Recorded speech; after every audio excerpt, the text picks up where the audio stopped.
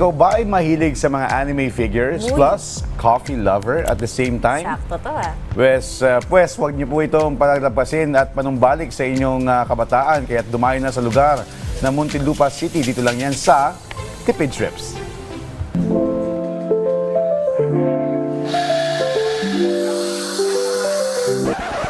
Kape na pampabata?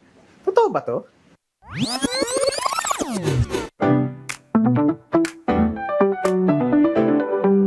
Alam niyo ba na may kape na hindi lang pampagising kundi pampabata din? Sa trip natin ngayon, bisitahin natin ang lugar kung saan hindi lang basta coffee ang maritikman, kundi ang tamis ng nakaraan at yung mga alaala mo nung kabataan.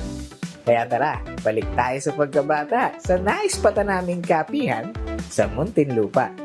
Ano, biyahe na tayo?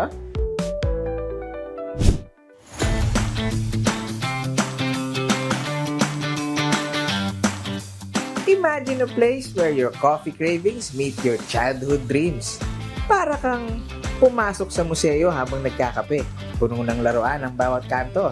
At ang bawat display may kwento. Ang Collector's Cafe ay parang naging brainchild ng dalawang passion ko, which is yung pagkokolekta ng mga items and memorabilias and ang pagkahilig ko sa pag-inom ng mga kape. Nangongolekta na ako ng mga collectibles, siguro mahigit 10 taon na.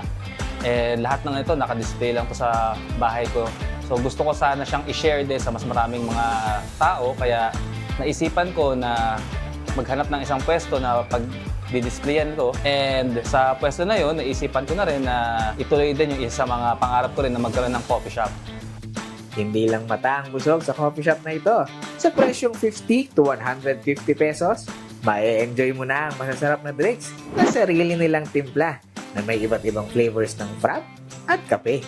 Dito sa cafe, meron kaming mga espresso, hot drinks, and may mga cold drinks din kami hanggang sa mga signature drinks namin. Bumili lang kayo ng kape at umupo dito sa upuan namin. Ma-enjoy nyo lang kung naka-display sa store namin. Masaya na rin kami. Kumpleto mula sa mga palabas na kinalakihan ng batang 70s at 80s na sila Voltes 5, Mazinger Z at Bioman.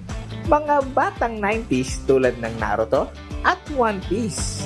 Hanggang sa mga latest na pinapanood mo gaya ng Demon Slayer. Pero ang kaibahan ng cafe na ito, pwede mong hiramin for picture taking o kahit laruin ng mga nakadisplay dito.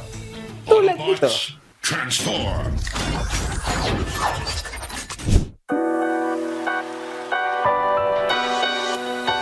People of all ages mag-enjoy talaga dito sa cafe. Talagang lahat ng range ng edad ng customers, pagka pumupunta rito, yun, napapasabi sila na parang, uy, wow, napanood ko ito ng bata. Yung mga items dito, kahit na gano'n siya kamahal, hindi siya nakatago sa likod ng mga glass cabinet, no? Pwede nilang hiramin lahat ng mga items dito, no? So every time na nandito sila, yung maikling oras na bumibisita sila dito, lahat ng mga nandito ay kumbaga parang sa kanila na rin. Open from 10 a.m. to 8 p.m. Lunes hanggang Sabado. Kaya pasok na pasok sa schedule ng tambay mo. Realization sa cafe na ito, hindi lang mura at sulit. Ito rin ang lugar na magpapaalala kung gaano kasarap maging bata ulit. Kaya ano, dadayuhin nyo ba? Sama ka ulit sa susunod na Tipid Trips.